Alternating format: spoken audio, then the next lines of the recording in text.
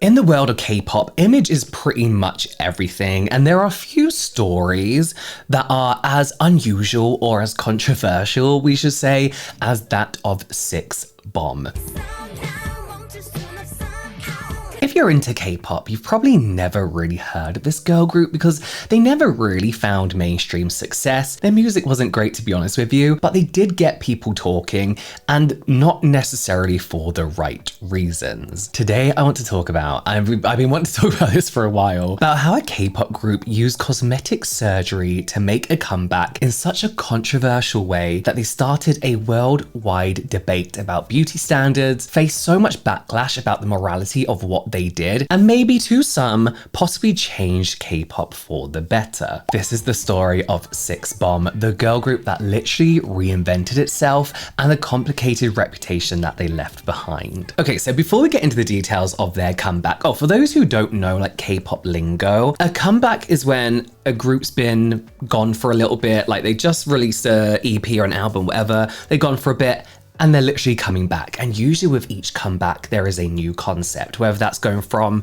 like this bad girl, girl crush, bad boy image into cute, a bit more commercial, bubbly, there's usually always a different theme to the album or the EP. So before we get into the details of their comeback, we need to first understand how 6BOMB got started, how they were received by K-pop fans initially, and how it all led to their controversial cosmetic surgery story. So I can feel myself smiling because this is such a weird story. So it all started back in 2010 when the original 6-person group formed and trained under Jang Entertainment, not a very popular company at all when you take into likes of Hybe, JYP, probably at the time it was like Cube, JYP and YG that were like the biggest labels. This was just, I guess you could say, indie. After a couple of years of training, 6BOMB were finally ready to debut with their first mini album. In the grand scheme of things, and in comparison to a lot of more popular K-pop groups, a couple of years isn't really that long training. A lot of people train for 6, even 10 years before they debut. And when 6BOMB did debut, almost immediately things started to go wrong. Just before their official debut, one of their members injured her leg and had to leave the group, being replaced by a new member. This meant that when they did finally debut, it was at the end of January of 2012, a lot of fans, or like K-pop fans in general, not of the group, felt like the chemistry between the group was lacking a lot. The choreography was terrible. Fair enough, seeing as they'd had to change their routines and incorporate a new member without much time to practice at all, and this was painfully obvious, so they weren't off to a great start. This in part, along with a perception that the production quality of the album and music video weren't very good. I mean, it wasn't very good at all. It kind of meant that 6BOMB failed to gain much attention at all with their debut. And just 6 months later, all the members but one had left the group for various reasons. So the band was already on like an unofficial hiatus, only 6 months into them debuting, but the management company really did try to rebuild the group, but that was delayed even further when the company, Jang Entertainment, went bankrupt in 2013. It was all going wrong. So wrong. So it would be years before 6BOMB resurfaced, this time under the management of Peacemaker Entertainment in May of 2015. The group's new lineup consisted of the original member Haejin, under the new name Soa, along with 3 new members, Dane, Hanbit and Yuchang. But even with this new lineup and new management, 6BOMB again failed to garner much attention, at least not for their music. The band's songs often fell flat with K-pop fans and were always criticized. Again, they weren't that great, I'll be honest, they weren't very good. But what people were talking the most about when it came to 6BOMB actually wasn't how terrible the music was, it was the outfits. This was mostly due to the brightly colored leggings that the group often wore, which fans apparently thought looked cheap and ugly. And they were horrible. They were absolutely terrible, especially when you compare these outfits to their debut styling. It's unbelievably cheap and ugly. And this obviously wasn't what 6BOMB or their label had been hoping for, but this criticism at least meant that the group was being talked about in some way. All press is good press, right? Well, not really. And more people wanted to see these ugly outfits. It meant that they were getting more and more views on their YouTube videos, more streams and more attention. albeit for the wrong reasons. But at least it was some kind of attention, and their management seemed to want to work with this. They leaned into it actually so heavily, regardless of the negativity. They decided this was the perfect way to market the group, seeing as they had been failing to make any kind of impact beforehand. Ugly leggings was the key. So for their next comeback in February of 2016 with the song Wait 10 Years Baby, they decided to embrace the ugly outfits. And the video for the song featured the group all wearing these bright pink bodysuits. Sorry, and I remember this and I felt so bad for them because these were horrible. Purposely horrible. It's not even people being mean. The management company purposely styled them in these awful bright pink bodysuits, which got made fun of constantly. People were describing them as sausage-like, which is pretty accurate to be honest with you. And on top of that, broadcast channels decided that the music video was unsuitable for broadcast due to the somewhat risque nature of the outfits. It's not really, I mean, when you look at K-pop, there's definitely a different criteria for what risque is compared to what we have in the rest of the world. And for their standard, it was a bit too much. But the controversy had worked for them again, and it gave the group a lot of attention. They even went viral for the first time, getting 4 million views in South Korea within 10 days, and over 170 million views on the Chinese platform QQ.com. But again, it was only because people were criticizing them. People were criticizing the outfits, not because they actually liked the song. But this was just the start for the group. Bless them. The turbulence was only just beginning. Just 3 months after their, I guess, newfound virality and sort of fame, Yoo Chung left the group due to health reasons. And shortly after, Hanbit left as well, after it was revealed that she had been in what was described as an adult film, basically like an erotic drama. We're speaking kind of like 50 Shades of Grey level. It wasn't porn or anything, but that was pre her career to being an idol. And unfortunately for her, that's not something that goes down well in the K-pop world. As a result of, again, losing half the group's members, Sixbomb took another short break before announcing in early 2017 that they'll be making yet another comeback with 2 new members, Gabin and Solbi. Now, this is where the main topic of today's video comes in, because the concept behind this comeback, and as I mentioned, every comeback has a concept or like a theme, you know, and this concept for this comeback was that all the group's members would be undergoing cosmetic surgery. Cosmetic surgery? Plastic surgery, the whole deal.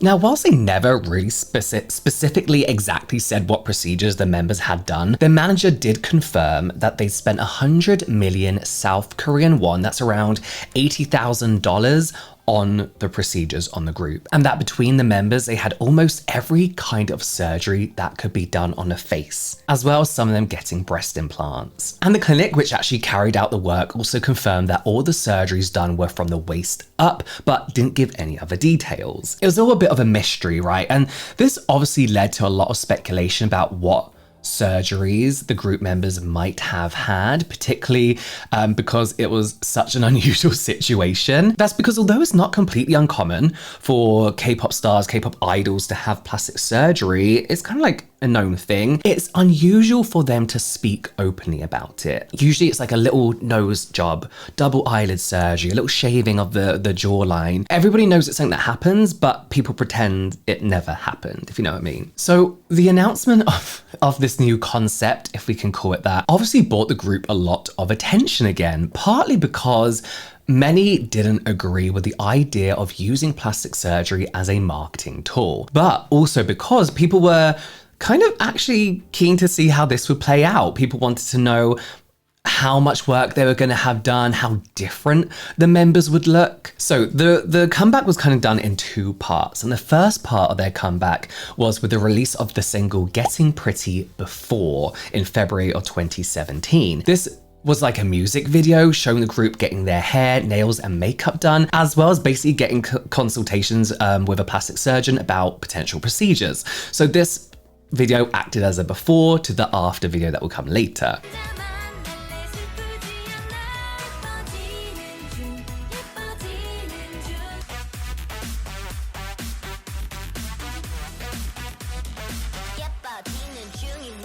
We also had teaser images, and I remember these where the members were wrapped up in colourful bandages, kind of attempting to build this like curiosity amongst potential fans and fans about what the members would look like when their new appearances were revealed. And this reveal finally came a month later with the release of the second single, Getting Pretty After, in March of 2017. Oh, now let me just tell you, I hated this concept, but part of me was like, I wonder what they've had done. I wonder how much work they've had done. This is so much work, so much money is being spent. They're gonna look unrecognizable. But after all that, after all that build-up and the controversy surrounding the concept, it was very underwhelming. It was very, very underwhelming, and many people, including myself, were mostly just confused. They looked the same. They pretty much looked the same. They looked like they had a very good night's sleep and a good bit of makeup on. The members' appearances just didn't change at all. Like, at all. Many felt like it was a letdown and wondered what the money was actually spent on, with a lot of people saying like, they shouldn't have bothered with the plastic surgery and just spent that amount of money on good production. Get better music, make an amazing high quality music video, and better marketing materials. And to be fair, they actually didn't really lean into the plastic surgery aspect that much in the new video at all. It showed a brief reveal of each member's new look at the start before transitioning into what many felt was a pretty basic music video. Again, with more ugly outfits, terrible production, and just the usual quality people had come to know Six Bomb for. I think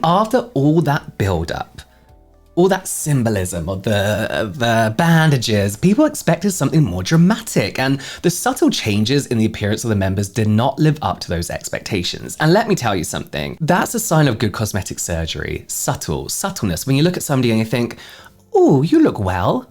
Like, that's a good sign of good cosmetic procedures. But in this case, it was hyped up so much. I think people were expecting the swan level kind of before and afters. Even though that's often what people want from cosmetic procedures, like I said, that subtlety, they don't want their surgeries to be too noticeable. This just wasn't enough for the fans. This wasn't enough for the general public who had invested an interest in them. So quite a lot of people who had been interested in the concept actually ended up basically writing it off as a marketing ploy and being completely put off Six Bomb altogether. But despite people generally being underwhelmed by the end result, the concept did get a lot of people, both in the K-pop world and outside of the K-pop world, talking about what the band had done, as well as about beauty standards in K-pop and in Korea in general. For example, so many people criticized the band's management and questioned how much say the group members actually had in what surgery they got. K-pop idols' contracts are notoriously slave contracts, you may say. So a lot of people are a little bit worried about whether they had been forced into this, whether or not they actually wanted the surgery at all. Six Bomb's management obviously claimed that none of the members were forced to undergo any procedures, but loads of people were still like, we're not sure about that. They were very skeptical, and probably for a good reason, to be fair. Some of the members actually seemed more than happy to have the surgeries. The group's lead singer, Dayan, for example, confirmed that she'd had breast implants, as well as having her cheekbones shaved down to make her face look smaller and slimmer. And in an interview, she said, we all wanted to get some surgeries done to look prettier, and thought, why not perform a song about it instead of trying to conceal it? People will notice anyway, so we wanted to be open about this reality where many women want to look pretty. Fair enough, but not all the members seemed quite so enthusiastic about it. Soa, the only remaining original member and the group's leader at the time, said that she had to think long and hard about having double eyelid procedure done to make her eyes look round. She went ahead with it anyway, but also said in that interview, I really liked and was satisfied with my previous eyes. This sounded to so many people like there must have been some pressure to get the procedure done, and that maybe she hadn't really wanted to do it. Another one of the members, Solby, actually admitted that she didn't get much work done at all. Apparently 95% of the money was spent on procedures for Soa, Dayan and Gabin, with Solby only accounting for 5% of the overall spend. And in an interview she said, I only got my nose done. I had to get a little bit done to look good. Ever since I was a child, my dream was to become a singer, but I was on track to not be able to achieve that dream until I was able to join Six Bomb. Considering she was one of the new members that was just added before the cosmetic surgery comeback, it sounded to some like she felt pressured into getting the surgery so that she could be part of this group. It was kind of like, well, you get your nose done, or you're not part of this group. A lot of people felt it was like that despite her not really saying it. And like I said, the controversy around the group's use of cosmetic surgery in this way led to a wider discussion about the beauty standards in South Korea, which is known for putting a big emphasis on beauty, with many citizens saying that appearance plays a significant role in achieving success in the country. Now, obviously, this isn't only a thing in South Korea, but it does seem to be an issue that affects them more than in most other countries. Back then, South Korea carried out the third most cosmetic surgery procedures in the world.